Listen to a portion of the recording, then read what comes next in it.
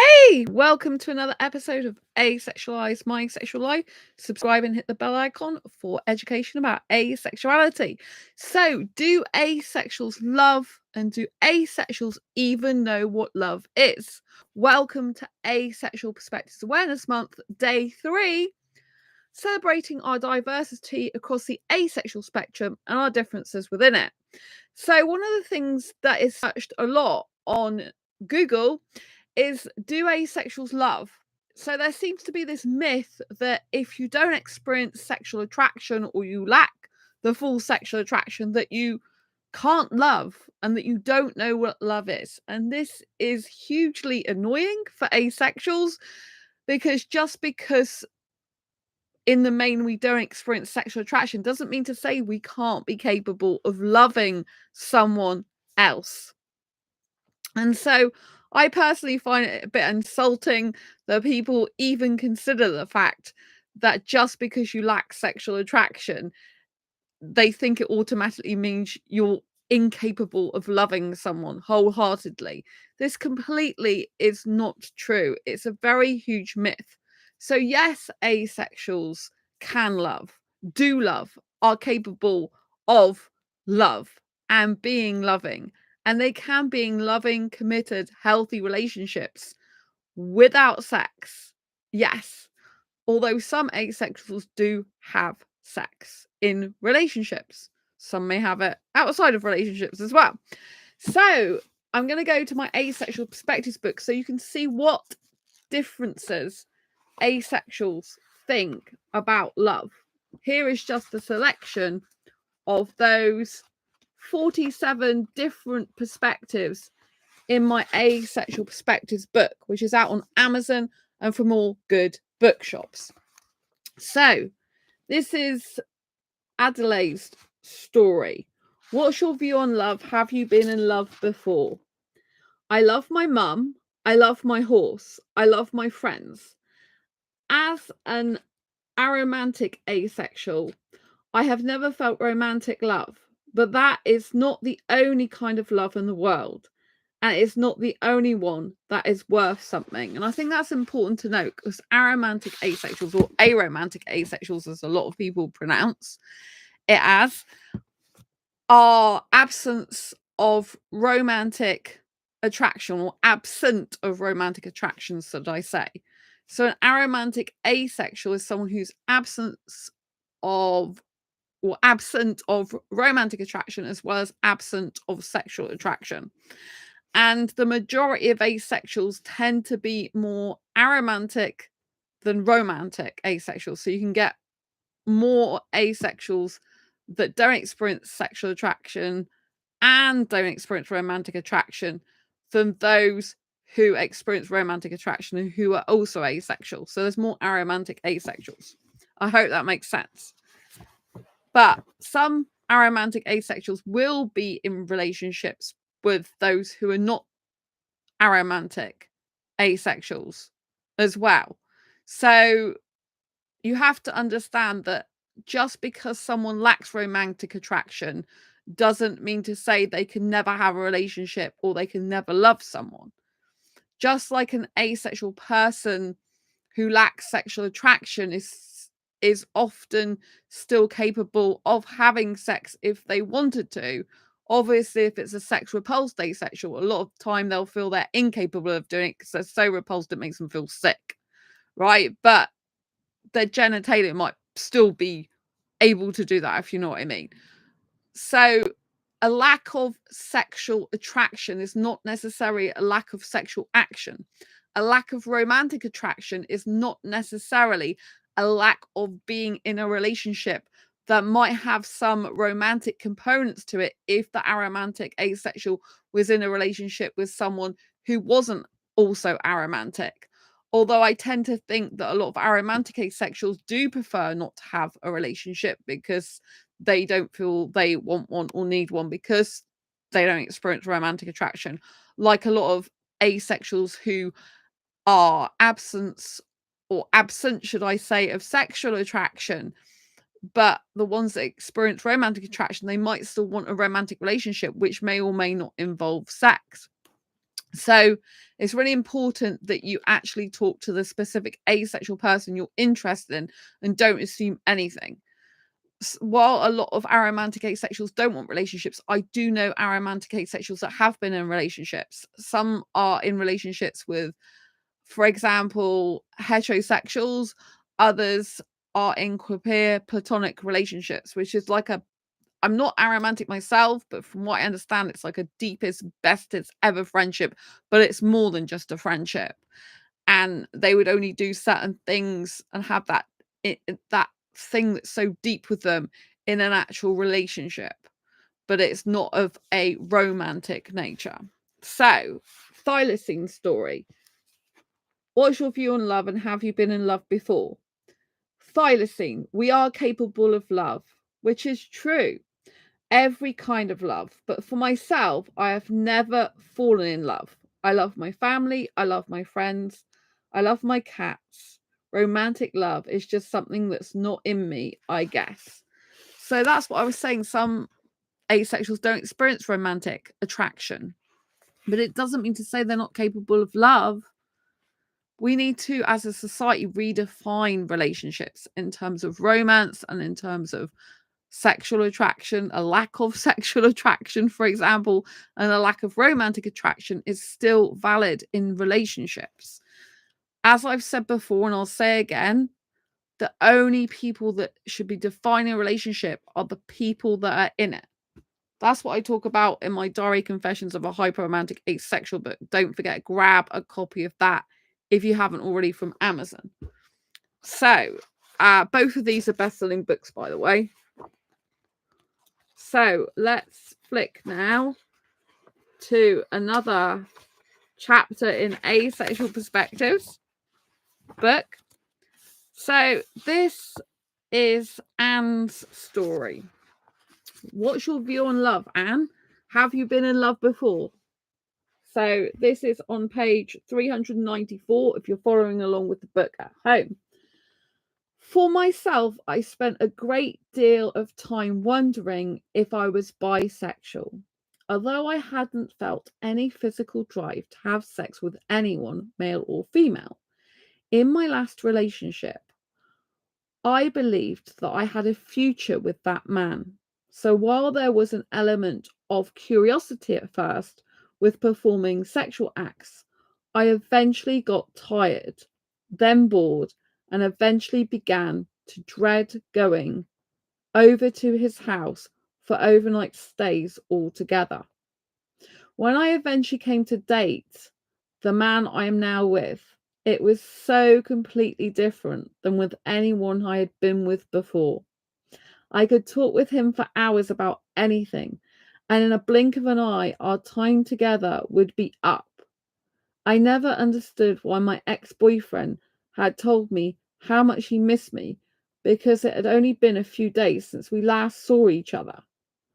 With my current boyfriend, I understand that now. I think it's because we unconditionally accept one another. It was perplexing to me when I actually began to sexually desire him as well. As for me, I can't really picture being outside of a long-term committed monogamous relationship, especially now that I know just having sex does nothing for me.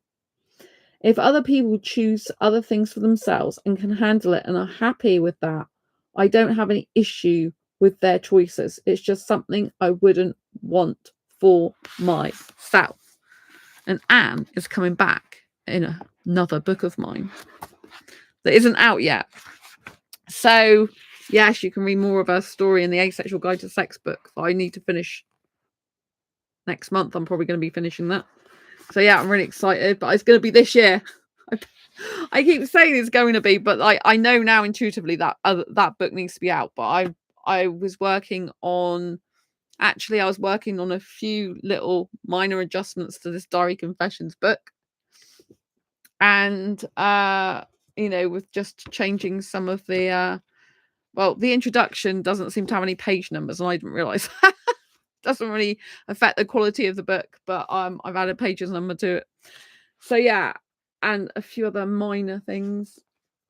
So yes, it's really good.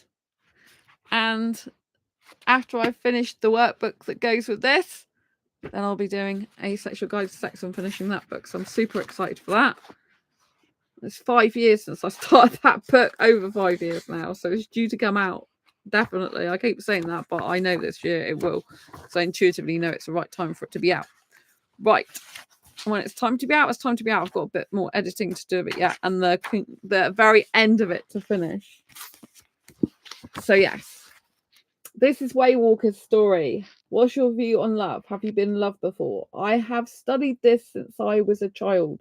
I have been guided from a young age by the concepts used by the ancient Greeks. There are 6 kinds of love. Eros, which is sexual, physical love, the kind of love you lose control of yourself when in. Philia, deep friendship, exemplified by the camaraderie forged between members of a military force when in combat. Storge, which is similar to this, but in the context of parent and child. Ludus, playful love, as between children or young lovers. I think I'm like that all the time. Agape, or agape, love for all beings or all humanity. Pragma, the deep bond between a long-established pair of love-bonded group. And I can't even pronounce this word. Philutia. Philutia? Self-love or self-compassion. We call it self-esteem and often misunderstand its nature. I tend to experience philia, or philia, should I say. I tend to experience philia as my primary love bond, and usually a platonic ludus type love starts it out. As most of the world of human beings wants eros and shuns the others, I'm not overly hopeful for a life partner to stroll into my world anytime soon. It would be nice if one did. I would love to experience pragma. So yes, that's a little love lesson for us all, isn't it? So this is Juanita Redmond's story. What's your view on love? I am very much a romantic. I like the idea of people meeting and going for walks to get to know each other and holding hands to create intimacy. I have said before that I feel I was born in the wrong era.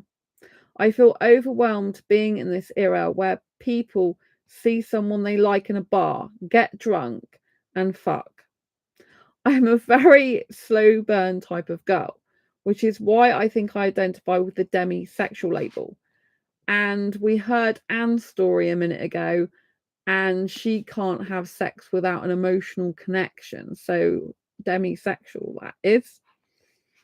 So this person identifies with the demisexual label. So yes, I have definitely been in love before. I've had a few long-term relationships, and in the space in between, I always develop feelings for people in an unrequited way. I think for a long time, because I never really wanted to do the sex thing, I have had feelings for someone and wouldn't tell them, or have a pash and then flatline in the bedroom. And it would always really freak me out because I was so in love with them, but could never get to the sex part. Well, not like the rest of the planet. And I think that's really important to know, because there is a misconception about demisexuals, and that is, oh, they are just waiting for the right person to come along, and that emotional connection isn't a need, it's just a desire. Like, they just desire emotional connection with someone. But the truth is, yes, they do need a right person to come along, but they cannot experience sexual attraction until a deep emotional bond has been formed. It's not a preference for them. They don't just wait until, they're not just waiting around for an emotional bond as a preference and experience sexual attraction in the meantime, but holding off on a relationship because they want the emotional connection. They don't experience any sexual attraction in the first place. So unless they've got a deep emotional bond that's usually maintained and sustained, they can't experience sexual attraction towards anyone. So therefore, usually they don't want the sex, or they can't have the sex until they've got that deep emotional bond with someone. That's often how it is for demisexual, which is interesting because some asexuals that don't experience any sexual attraction at all can have sex. But yes, that's very interesting, isn't it? There's someone who is on the asexual spectrum can have sex if they want to and like it and not repulsed by it. But they haven't got any type of sexual attraction if they're a pure asexual. But if they're on the grey asexual spectrum, then they can experience sexual attraction only in limited, rare, or specific circumstances, or they can experience it but not enough to want to act on it. And the demisexuals would fall under the grey asexual spectrum of only experiencing sexual attraction under limited, rare, or specific circumstances, in which case, in their case, it's when a deep emotional bond has been formed. But usually it has to be reciprocated, maintained, and sustained. It's not a choice for a demisexual to wait till an emotional bond as happened because they otherwise experience sexual attraction, because they don't. So they are different to the majority population of the world in terms of sexual attraction, because people experience sexual attraction, they can get the need, urge, or want for sex with someone, and they might hold off until emotion bond has been formed because they just prefer that. But with a demisexual, they don't experience those urges, those needs, or wants. They're basically like a pure asexual until the deep emotional bond has been formed, maintained, sustained, and reciprocated, and then they can experience the sexual attraction. It doesn't mean to say they do that with everyone. Sometimes they might only do that with a handful of people in their life. So for demisexual, it's kind of hard because they can be on traditional dating sites, but if a person just wants to rush them into sex, then it's not going to work for them, because if they don't have the emotional bond first, then they don't desire, need, or want it, usually because they don't get the urge for it and they don't have that sexual desire. Does that make sense? So I want to dispel the dispel. Yeah, it's dispel, isn't it? I want to dispel the myth that asexuals can't love or be in a relationship, because a lot of asexuals do love. They can experience multiple types of love. They can, if they're a romantic asexual, experience romantic love. They can desire romantic relationships, desire all sorts of relationships. It's actually very difficult for asexuals because a lot of us do want to be in a relationship. We want to feel that closeness towards someone. We want to kiss and we want to cuddle and hold hands. We want to have a future with someone in a relationship. But when the world is hell-bent on putting sex before actual compatibility needs in other ways, and they just make sex the be-all and end-all for a relationship. If you're not having sex, something's wrong with it. This is when we run into trouble. This is when it's hard to get a serious, committed, healthy, loving, happy relationship, because people keep saying you need sex in order for it to be healthy and happy. And therefore, a lot of the time, the world believes that. But sex is only healthy for people who like it, want it, need it, enjoy it, and it's not abusive, and the person's treating them well. Otherwise, it can be the only thing that keeps couples together, used as a band-aid to cover up all the other problems and issues, which isn't good. I've been in a position before where I had a very abusive ex, but he wasn't abusive to me sexually. He was the complete opposite to that. This is my long-term ex, who I haven't been with since 2011. He was very abusive in the end in multiple other ways, just not sexually. He was like a completely different person like that. Very kind, caring, putting my needs first, considerate of me, would stop whenever I wanted. Because I am asexual, has had sex in the past. I didn't realise I was asexual till 2014. And so it's interesting, but we don't want to be getting into relationships where sex is a main driving factor, because like I said, it doesn't mean to say it's a healthy relationship. If you're having sex, I was using that past experience as an illustration. that yes, I was in a relationship with a heterosexual for years. I was having sex with him sometimes, not as much as other people would probably do. Like we go a couple of months without it, for example, which is not normal for heterosexuals. I thought I was heterosexual for years. I mistook my high arousal levels for sexual attraction, not realizing they're two completely different things. But I wanted to use the point that even though we did have sex together, the rest of the relationship wasn't healthy. It was a bad relationship for me to be in. I should have left it sooner, but I didn't for multiple reasons. And some of them being for quite some time I was financially tied to the guy. But then I did end up splitting up with him and we ended up getting back together. But I realised now this type of guy I will never be with ever again or stay with. Like, even if I end up being with a guy who's not good for me, like I did this year, I will not stay with the guy who's no good for me.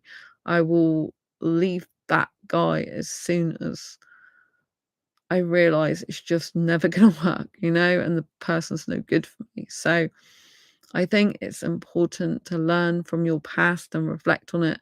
But it's also important to understand that lots of people are having sex in the world, but it doesn't make a healthy relationship. So when someone says, oh, your relationship's dead in the water if you're not having sex and you need sex for it to be a healthy relationship, that's not what makes a healthy relationship. A healthy relationship is when two people consent to doing the same things together sexually, but also it's so much more than that. It's about compatibility. It's about kindness, appreciation, respect, thoughtfulness, lovingness, actually being a good person, a good, kind-hearted person, and to each other. It's about being thoughtful. It's about appreciating the other person, not taking them for granted. It's about really genuinely caring about the person you're with. And asexuals are very capable of love. I'm fully capable of loving someone. I'm a romantic asexual. In fact, as a hyper romantic asexual, I have so much love to give. And right now, I'm not actively dating anymore. I'm not actively pursuing a relationship anymore. But I'm giving a whole load of love to me. And I want you to remember that the best thing to do is to love yourself. Self-love is so important, especially for asexuals who have been single for a very long time or who are going to be single for a long time or forever. Because we need to love ourselves first and foremost before everything and everyone. Because if we don't love ourselves, it's going to be a hard life because we're with ourselves 365 days a year. I have to say, since my breakup was really painful, it's taken me, a number of weeks to feel really happy and confident. I'm now on week 11 of the breakup. And yeah. Oh, yeah. Am I on week 11? Oh, I've just had, or am I on week 12? I might even be on week 12, because usually I do a video of what the relationship's been like in the last weeks, but I'm doing the Asexual Perspectives book now, ones for Asexual Perspectives Awareness Month, so I stopped doing that. So I think I would have been having my 11th week last week, and this would be the part of the 12th week. But I'm just so much more confident and happier on my own. I love myself. I'm really thankful that I'm in my life. I'm really driven to write more and more books for asexuals. I'm really happy, even though I've got 2 broken bones in my back currently when I'm recording this in July 2024. I'm still really happy with my life.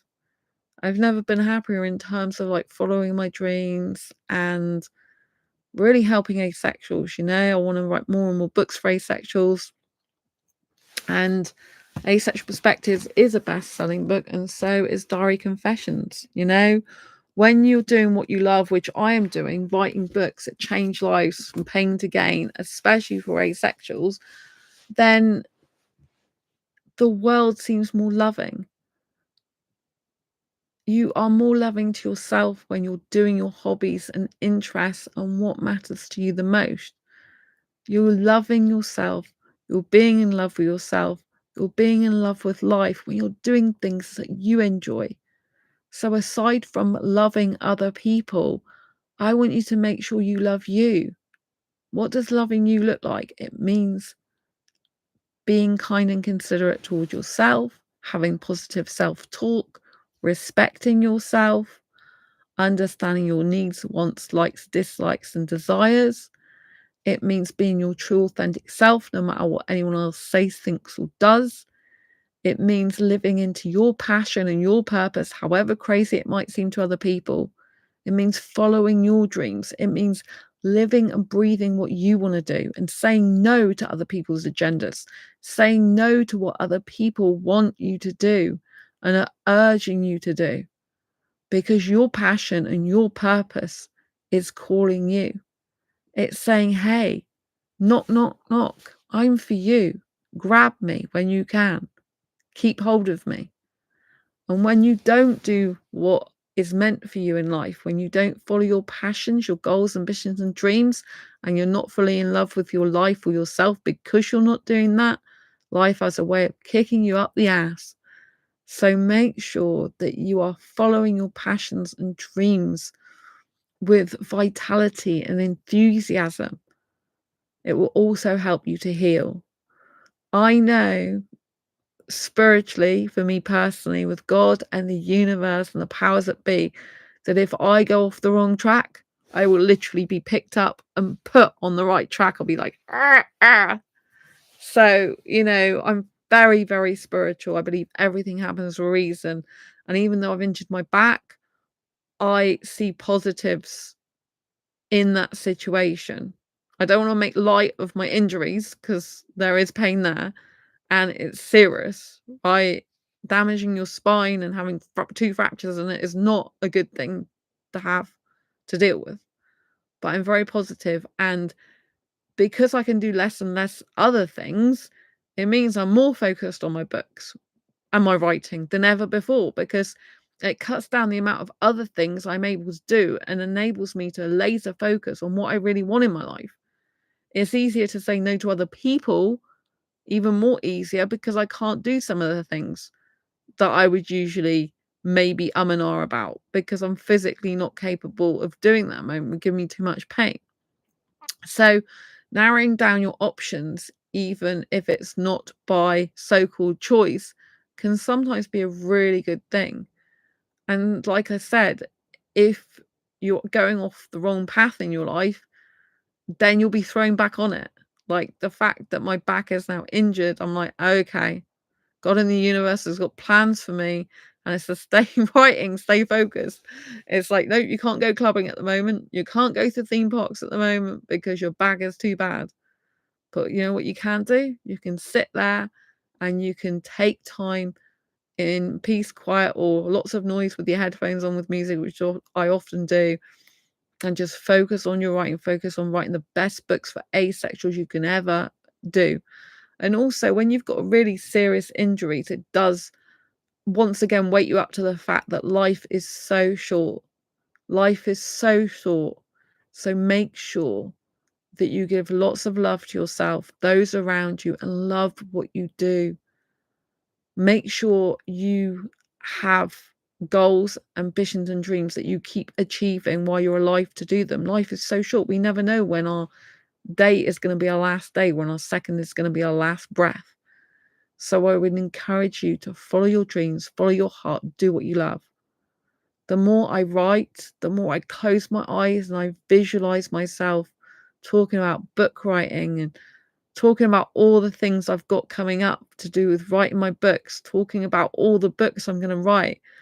I have problems with visualizing a lot of the time, but because my back's so bad at the moment and I've really got to stay positive and I'm really focused on book publishing, the more I'm working on books, the more I'm like, wow, this is just so euphoric. This just feels so amazing. This feels like I'm in love with my life and myself every single day of my life. So today I have been working on Diary Confessions of a Hyperromantic Asexual. This is a best-selling book already, but there was a few tiny things that I wanted to just change. So you see this here.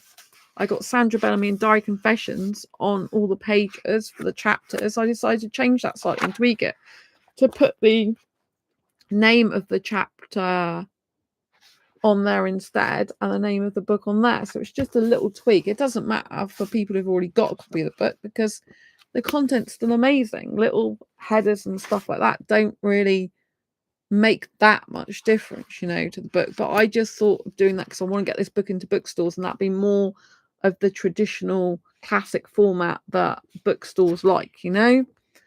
And I realized that the introduction didn't have any page numbers in here, and I thought it'd be good to have page numbers for the introduction bit, so I've stuck them in as well. And there was one word that I took out of the book as well, which doesn't really make much difference. I could have kept it in, but I just thought it sounded a bit better with one word taken out. So yeah, just tiny little things like that. And I was updating the ebook cover because the ebook cover on Kindle, this heart here, a little tiny bit was missing off it, so I've updated it to make sure it's exactly the same as the printed one now. So yeah, and there was one ornamental break, one of these things that was not needed, so I took that out. So yeah, I've been working, but I had to make sure that I knew what I was doing, because like, if you alter one thing in the book, you got to be careful you don't alter the things you don't want to alter. Do you know what I mean? So that's what I've been spending my time doing, and actually going through all the different formatting just to make sure the rest is right, which is absolutely amazingly right, you know. So some of the little ornamental breaks go into different split between pages, but there's nothing I can do about that because it's the way it's done, and it wouldn't work else. So sometimes the ornamental breaks start a page or end a page. But it's a beautiful book, bestseller. And so yeah, I've been working on that, and I was going to work on the workbook, which is 78 Life Lessons workbook, but I'm going to do that tomorrow now, or today now. So yeah, but by working just on my book, by just going over it all again, just double, triple checking everything, and just thinking this is a best-selling book and it's an amazing book. And you know, this is like 2 books now for Asexuals. I'm doing the workbook to this. So this is my full steam ahead. And then I've got to do my Asexual Sex and the other Diary Confession book that I've been working on a while ago, which I haven't written in for very long. I mean, for a very long time. So yeah. So number 2 is coming of this. But yeah, I'm just super excited. You know, I just realise always that if I am doing too much and thinking about too many things, then it doesn't make me laser focused. It's very important, if you want to lean into your passion and the love of your life in terms of what you do, that you are crystal clear in your mind about what you love, in your heart about what you love, and you feel the love energy in your life yourself and the things you do. So whatever you enjoy doing, go and do them. Luckily, I can still walk, and I go and self-date, usually to the cinema every week, and it's amazing. I love that time with myself. I love having Sundays usually to myself to self-date for at least either the morning to afternoon, or half the day, or the majority of the day, a whole day, but then I come back and still do a little bit of work sometimes in the evening, and whatever it is, just to spend some time with myself, quality time every single week with myself. I love that time. So make sure that you love your life and love yourself, because when you love life and love yourself, you'll feel so much calmer and peace and happiness within yourself and your heart. So if you are single right now as an asexual person and you just want love, I'm here to give you all the love in the world. And I want you to give love to yourself. I want you to pour love into yourself. I want you to know how special you are, how amazing you are, how incredible you are just by being in life. I want you to know that you're beautifully unique and special, and that you have a special place in the world and universe right here. No one has your quirks, no one has your nuances, and no one is you. And that's a reason to love you. I really am so happy that you're here in life. I'm so happy you're alive. And I want you to fill your days full of what you love to do, of what fills you up and makes you feel so good about yourself and life. Because when you're living on purpose, you're doing what makes you feel so happy and energized. Life is good no matter what is thrown at you. Life is so beautiful and lovely and good. Anyway, I hope you've enjoyed this video. I hope you found it useful, insightful. If you have, please pop a thumbs up. Thanks for all the thumbs up already. Don't forget to subscribe if you haven't done so. And hit the bell icon so you never miss an episode. Go and grab your copy of Diary Confessions for Hyperromantic Asexual 78 Life Lessons Asexual Life and Asexual Perspectives. Both out on Amazon and bestsellers. And you can get Asexual Perspectives from multiple bookstores as well. Barnes & Noble, you can ask for it at Blackwell's, Waterstone's website. It's on all good bookshops. Asexual Perspectives. Celebrating our diversity across the asexual spectrum and our differences within it. Lots of love. See you soon. Bye.